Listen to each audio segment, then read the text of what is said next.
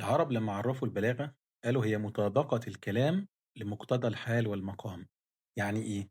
يعني أنا لما أجي أكلم واحد كبير في السن غير لما أكلم طفل صغير، لما أكلم إنسان متعلم غير لما أكلم إنسان بسيط، لما أكلم واحد متعصب وفي مشكلة كبيرة غير لما أكلم واحد هادي بيفكر، أو واحد حزين وعنده حزن غير لما أكلم واحد فرحان.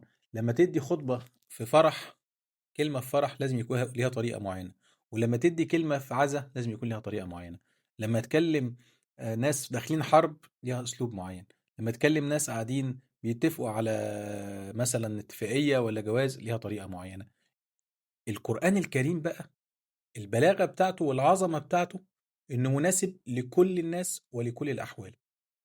يعني تقدر تستشهد بكلام القرآن الكريم، وتقدر تقرأ القرآن الكريم في الفرح وفي الحزن، في العزا وفي المناسبات السعيدة، في الحرب وفي السلم، في المشاكل الكبيرة والمشاكل الشخصية. تقدر تحل بيه مشكلات إنسان ومشكلات دولة.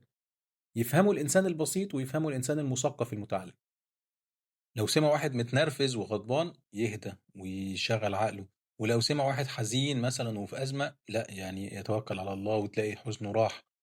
مناسب لكل الظروف ولكل الناس، مهما كان مستوى تعليمهم، مهما كان حالهم، مهما كان سنهم، مهما كان حالتهم العصبية والمزاجية.